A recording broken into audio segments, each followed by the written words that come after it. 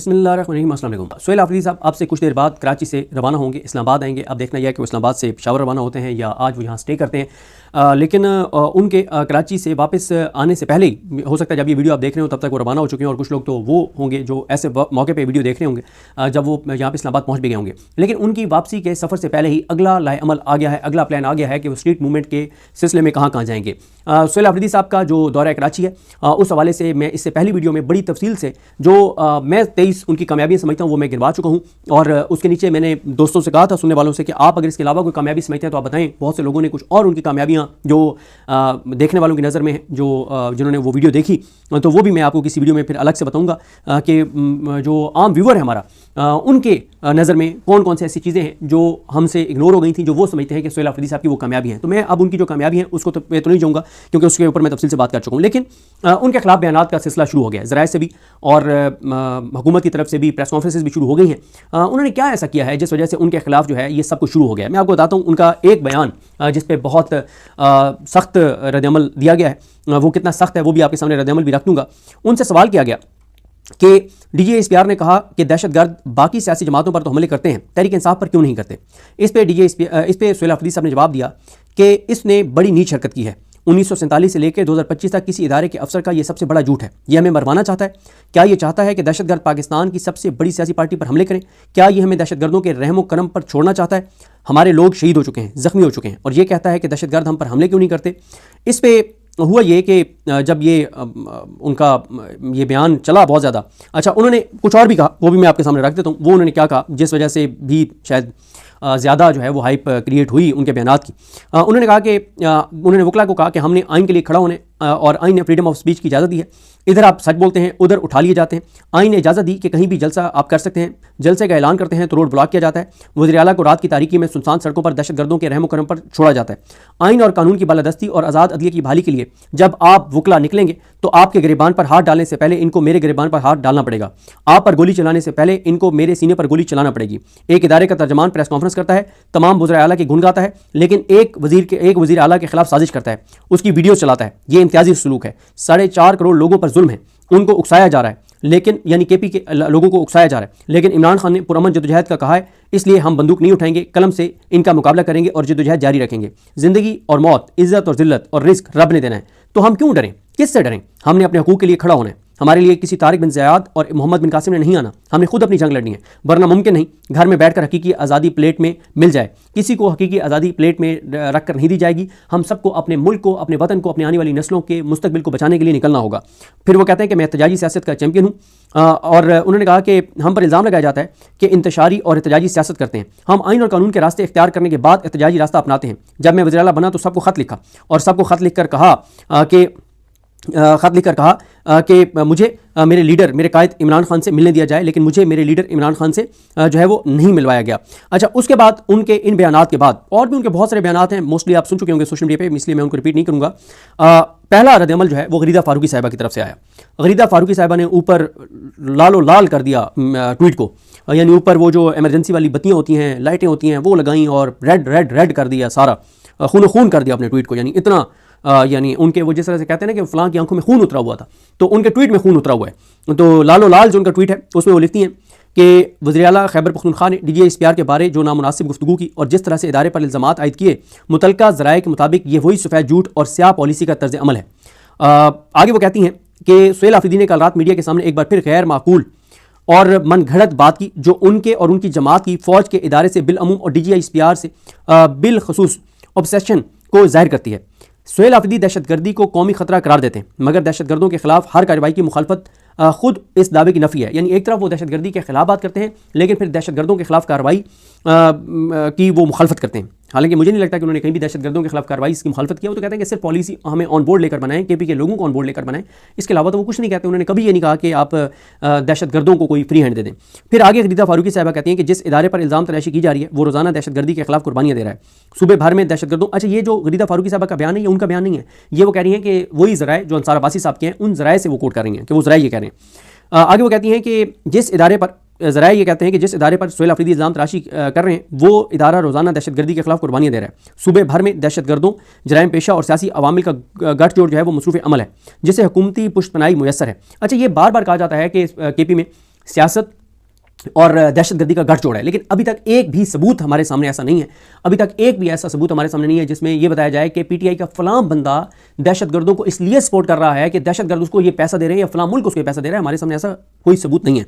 आगे गरीदा फारूकी साहबा ज़राए को कोट करती हैं कि दहशतगर्दों के खिलाफ कार्रवाइयों के खिलाफ सुहेल आफरीदी का रद्दअमल इस बात का सबूत है कि तहरीक इंसाफ इन दहशतगर्दों की पुष्ट पर मौजूद है और यह तजाद सब पर आया है।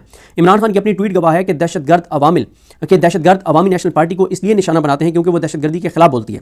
खैबर पख्तूनख्वा की सियासत में जो भी दहशतगर्दों के खिलाफ आवाज़ उठाए उसे गैर मारूफ कर दिया जाता है। शफी जान और मिशाल यूसुफ का दहशतगर्दी की मजम्मत से इनकार महज अफराद की राय नहीं बल्कि पीटीआई की पॉलिसी की अक्कासी है। जिन अफराद पर हमलों का हवाला दिया जा रहा है वो ज़ाती हैसियत में इसलिए निशाना बने कि उन्होंने दहशतगर्दी के खिलाफ बात की मगर उनकी याद आज आई। नतीजा साफ है, दावे कुछ अमल कुछ, यही सफ़ेद झूठ और स्याह पॉलिसी की असल पहचान है। ये गरीदा फारूकी साहबा ने किया। अच्छा, गरीदा फारूकी साहबा के बाद जो ये हैं अता तलड़ साहब, उनका भी बयान आ गया, जो वज़ीर इत्तलात हैं। उन्होंने तो सुहेल आफरीदी को एक तरह से फितनउल खवारिज जो है वो करार दे दिया है उनके ट्वीट के मुताबिक। तो वो ये कहते हैं कि वज़ीर आला खैबर पख्तूनख्वा सुहेल आफरीदी आज अफगानिस्तान के तर्जमान के तौर पर बात कर रहे थे जो इंतहाई काबिल मुज़म्मत और शर्मनाक है। पूरी दुनिया ने अफगान तालिबान रजीम की दहशतगर्दों की पुष्टनाई के सबूत देखे और अफगानिस्तान की सरजमीन की दहशतगर्दों की कार्रवाइयों के लिए इस्तेमाल होने के नाकाबिल तरदीद शायद भी मौजूद हैं। अच्छा, ये उन अफगान तालिबान की बात हो रही है जिनके आने पर हमारे वज़ीर दफ़ा ख्वाजा आसिफ ने ट्वीट किया था कि ताकतें तुम्हारी हैं और खुदा हमारा है। आगे कहते हैं अता तलड़ साहब कि सुहेल आफरीदी ने झूठ और मुनाफिकत की इंतहा कर दी। पाकिस्तानी कौम ने दहशतगर्दी का मुकाबला करते हुए बेपनाह कुर्बानियाँ दी। तहरीक इंतशार वाले जब भी मुंह खोलते हैं दहशतगर्दों की सहूलतकारी करते हैं। पाकिस्तान की तरक्की फितनातुल खवारिज को काबिल कबूल नहीं, इसीलिए पाकिस्तान को निशाना बनाया जा रहा है। सुहेल आफरीदी को होश के नाखून लेने चाहिए। और जिस तरह से मैंने आपको अर्ज़ किया कि सुहेल आफरीदी ने कहीं भी अफगानिस्तान को कोई ये नहीं कहा कि उनको पता नहीं को सपोर्ट कर रहे हैं। वो तो सिंपल बात कर रहे हैं कि अफगानिस्तान से बामानी बातचीत की जाए, हमारे मिशरान और बड़ों को वहाँ जाने दिया जाए, वो उनसे जाके बात करेंगे और हमले अफगानिस्तान पे किसी चीज़ का हल नहीं है और इससे नफरतें बढ़ेंगी। वो हमारा पड़ोसी है और कहा जाता है कि आप दोस्त तो बदल सकते हैं लेकिन आप पड़ोसी नहीं बदल सकते। तो वो इसलिए कह रहे हैं कि बामानी बातचीत करें। और फिर वो कहते हैं कि आपकी जो अफगान पॉलिसी है वफाक की, वो जब आप बनाते हैं तो उसका बैकलैश केपी में आता है। तो जब बैकलैश उसका केपी में आता है तो आप केपी को ऑन बोर्ड लें। और केपी को वो ये नहीं कहते कि पीटीआई को ऑन बोर्ड लें, वो कहते हैं केपी असम्बली को ऑन बोर्ड लें जिसमें नून लीग भी है, पीपल्स पार्टी भी है, एएनपी भी है, जेयूएफ भी है, सब है। अच्छा, और जो उन्होंने अमन जिरगा किया था उसमें भी सब थे। अच्छा, एक और चीज़ भी है, ये भी बहुत ज़्यादा क्योंकि डिस्कस हो रहा है। जो सुहेल आफरीदी साहब ने मज़ार कायद पर हाज़िरी दी और वहाँ पे अपने तासुरात लिखे, उसमें उन्होंने कहा कि बानी पाकिस्तान कायद-ए-आज़म मोहम्मद अली जिन्नाह के मज़ार पर हाज़िरी मेरे लिए एक अजीम एजाज़ है। मेरी ख्वाहिश है कि पूरी कौम कायद-ए-आज़म की तकारीर को गौर से सुने और पाकिस्तान के तमाम इदारे उनके दिए गए असूलों और हदायत के मुताबिक अपने फ़राइज़ सर अंजाम दें। क्योंकि कायद-ए-आज़म मोहम्मद अली जिन्नाह को उस दिन नदीम मलिक साहब ने कहा कि कायद-ए-आज़म मोहम्मद अली जिन्नाह को बाप तो करार दिया जा रहा है कि वो पाकिस्तान कौम के बाप हैं, लेकिन उस बाप का जो पहला असूल था कि अवाम ही पार्लियामेंट बनाएगी, अवाम ही हुकूमत बनाएगी और अवाम की मुंतखब पार्लियामेंट जो है वो सुप्रीम होगी, यानी आइन के बाद पार्लियामेंट सुप्रीम होगी और वो जो पार्लियामेंट है वो सारे मुल्क के फैसले करेगी। अब क्या आज का पाकिस्तान जिसको हम अपना बाप करार देते हैं और हैं नो डाउट कायद-ए-आज़म मोहम्मद अली जिन्नाह, क्या उन्होंने जो कहा था कि अवाम फैसला करेगी, तो क्या मौजूदा हुकूमत अवाम के वोटों से आई है? क्या मौजूदा पार्लियामेंट अवाम के वोटों से आई है? क्या मौजूदा हुकूमत और निज़ाम आइन के मुताबिक चल रहा है? तो कायद की तो कोई बात ही हम नहीं मान रहे। अच्छा, आगे जी अगली डेवलपमेंट ये है कि हाँ, ये सुहेल आफरीदी साहब का एक बयान रह गया था। उन्होंने कहा कि काबिल एहतराम बुकला, आप अच्छी तरह जानते हैं जिस तरह आइन और कानून के साथ खिलवाड़ हो रहा है, इसमें सिर्फ इदारों का नहीं पूरे पाकिस्तान का नुकसान हो रहा है। एक तरफ हमारे कौमी असासे बेचे जा रहे हैं, OLX पर PIA बराए फ़रोख्त लगाए हुए, तो दूसरी तरफ इंसाफ बराए फ़रोख्त लगाया हुआ है। पाकिस्तानियों को हमेशा अदलिया से उम्मीद होती थी कि अगर दीगर इदारे जुल्म कर रहे हैं तो अदलिया हमारे साथ खड़ी होगी, लेकिन इस वक्त अदलिया का यह हाल है कि इस्लामाबाद कोर्ट के 3 जजेस अहकाम जारी करते हैं कि मेरे कायद इमरान खान से मुलाकात करवाई जाए, लेकिन उनके अहकाम को अडयाला जेल का एक सुप्रिटेंडेंट रद्दी की टोकरी में डाल देता है। यह कहना था सुहेल आफरीदी साहब का। अच्छा, उसके बाद जी एक और चीज़ देखें, इदारों को कैसे तबाह और बर्बाद किया जाता है। बहुत हवाला दिया जाता था पंजाब फोरेंसिक लैब का। मुझे खुद याद है कि मुझे एक बार किसी ने अप्रोच किया कि पंजाब फोरेंसिक लैब में कोई नमूना गया हुआ था उनका, तो उन्होंने मुझे कहा, सैंपल गया हुआ था, उन्होंने मुझे कहा कि एक सिफारिश करवाएं कि मेरिट पे वो ये रिपोर्ट दें, क्योंकि हमारी जो दूसरी पार्टी है, मुखालिफ पार्टी है, वो बहुत ताकतवर है। तो उन दिनों में असदुल्ला खान साहब जो हमारे दोस्त हैं, एंकर हैं, यूट्यूब पे आप उनको देखते हैं, असदुल्ला खान साहब के भाई जो हैं वो एक ऐसे कहीं किसी यूनिवर्सिटी में पढ़ा रहे थे और उनका भी सब्जेक्ट इस तरह का था कि उनका इनके साथ भी रब्ता रहता था पंजाब फोरेंसिक लैब के साथ। तो मैंने उनसे पूछा, उन्होंने मुझे कहा कि ताकतवर से ताकतवर बंदे की आप सिफारिश करवा लें, लेकिन पंजाब फोरेंसिक लैब एक पॉइंट भी इधर से उधर नहीं होगी, वो जो मेरिट पे वही फैसला देगी। तो जो आपके बंदे हैं उन्हें कहें कि तसल्ली रखें, उनके साथ नाइंसाफ नहीं होगी। अब आप देखें उस पंजाब फोरेंसिक लैब को अपने जाती मफाद के लिए कैसे तबाह और बर्बाद किया। ये क्लासिक मिसाल है कि कैसे पाकिस्तान में इदारों को तबाह किया जाता है, अपनी ज़ात अपने मफाद, अपनी ज़िद, अपनी अना के लिए, चंद लोगों को जो है वो जलील करने के लिए, बदनाम करने के लिए। जलील होते नहीं है, बदनाम होते नहीं है, इज़्ज़त उज़्ज़त क्योंकि अल्लाह के हाथ में है, बंदों के हाथ में नहीं है। अगर बंदों के हाथ में किसी को मौजिज़ ठहराना होता तो इस वक्त पाकिस्तान के सबसे मौजिज़ कौन लोग होते? मतलब इस वक्त आप अदलिया में देख लें, हाजी अमीनुद्दीन सबसे मौजिज़ होते, जस्टिस जाहिया खान सबसे मौजिज़ होते। उनके साथ कल क्या किया वकीलों ने, आज क्या किया उनके मुंह के ऊपर, जिस तरह से वकीलों ने उनको मतलब अफसोस होता है। अब इनको, इस इदारे को कैसे तबाह किया, ये पहले बेनज़ीर शाह साहिबा ने शायद ये इस पर किया था और उनकी खबर को लगाया है उन्होंने। बेनज़ीर शाह साहिबा की 19 मार्च 2025 की खबर है। इसको मोहम्मद उमैर जो हमारे दो जर्नलिस्ट हैं उन्होंने लिखा है कि पंजाब हुकूमत ने फोरेंसिक साइंस एजेंसी को एक साल पहले एक बिल के जरिए, ये 2025 में एक साल पहले एक बिल के जरिए अपने मातहत किया था। अब पंजाब की वज़ीर-ए-आला मरियम नवाज़ फोरेंसिक साइंस एजेंसी की चेयरपर्सन है। माशाल्लाह माशाल्लाह माशाल्लाह माशाल्लाह माशाल्लाह माशाल्लाह, अल्लाह नज़र ना लगाए, अल्लाह नज़र ना लगाए। अब कौन जी? मरियम नवाज साहिबा जो है वो फोरेंसिक साइंस एजेंसी की चेयरपर्सन है, जबकि उनके मातहत 13 अरकान हैं। अथॉरिटी के वाइस चेयरमैन का इंतखाब वो खुद करती हैं। दीगर 13 अरकान में सेक्रेटरीज, फोरेंसिक माहिरीन और दीगर मुतल्लिका अफराद भी शामिल हैं। इससे कबल डीजी फोरेंसिक बाइख्तियार थे, अब इख्तियार वज़ीर-ए-आला मरियम नवाज के पास है, वो किसी भी वक्त डीजी को हटा सकती हैं। पहले डीजी का फोरेंसिक माहिर होना जरूरी था, नई तरमीम में ये पाबंदी भी खत्म कर दी गई है। तो ये इस तरह से जनाब इदारों को तबाह और बर्बाद किया जाता है, अपने ज़ाती अना के लिए, ज़िद के लिए, अपने ज़ाती मफादात के लिए मुल्क को इस तरह से कमज़ोर किया जाता है, तबाह किया जाता है, बर्बाद किया जाता है। ऐसे ही पाकिस्तान तबाह हुआ है कि हर मौके पे किसी न किसी ने अपनी ज़िद, अना और मफाद और अपने ज़ाती इक़्तिदार को कायम रखने के लिए इदारों को तबाह किया। अब देख लें, आप अदलिया के अंदर आप देख लें, क्या आज लोगों का एतमाद है अदलिया पे? अच्छा जी, आगे एक और जी डेवलपमेंट, और वो डेवलपमेंट जनाब ये है कि अगली डेवलपमेंट ये है जनाब कि पंजाब इसमें इलेक्शन कमीशन से अगली अपडेट है कि इलेक्शन कमीशन में जो सोहेल आफरीदी साहब का एक केस चल रहा है, उस पर फ़हीम अख्तर मलिक साहब ने ट्वीट किया हुआ है कि हवेलियाँ जलसे में NA 18 हरीपुर के इंतखाब के मौके पर वहाँ पे इलेक्शन कमीशन के अमले के खिलाफ मुबैना धमकियाँ में गुफ्तगू के मामले पर इलेक्शन कमीशन ने कल जो है वो सोहेल आफरीदी साहब को नोटिस कर दिया है। और लेकिन सोहेल आफरीदी साहब को बतौर वज़ीर-ए-आला ज़ाती हैसियत में पेश होने से जो है वो इस्तिस्ना दिया गया है और केस को नाकाबिल समाअत करार देने की दरख्वास्त पर पहले ही एतराज़ आयद किया जा चुका है।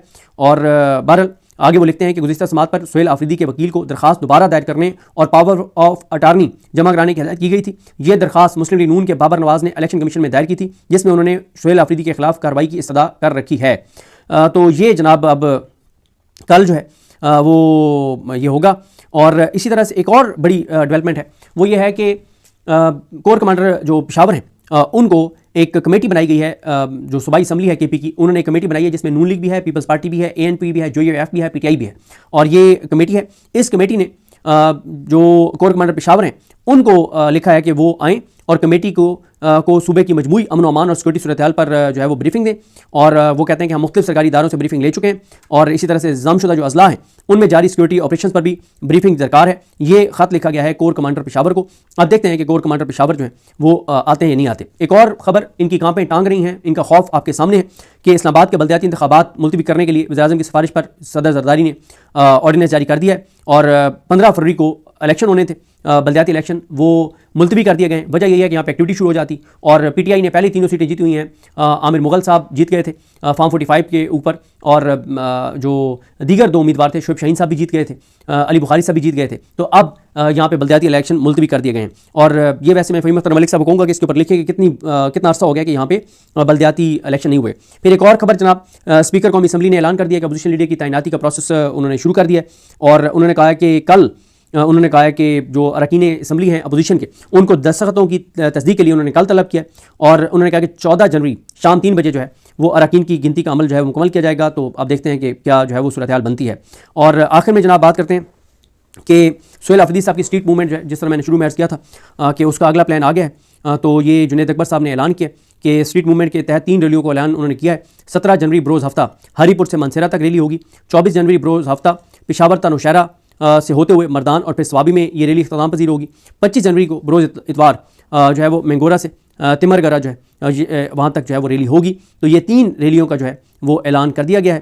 तो ये आज की कुछ डेवलपमेंट्स थी अब तक की। बाकी डेवलपमेंट्स पर इंशाल्लाह जो है वो अगली वीडियो में बात करेंगे। मुझे अपनी दुआ में याद रखें। अल्लाह करीम हम सब का हामी नासर हो। अल्लाह हाफ़िज़।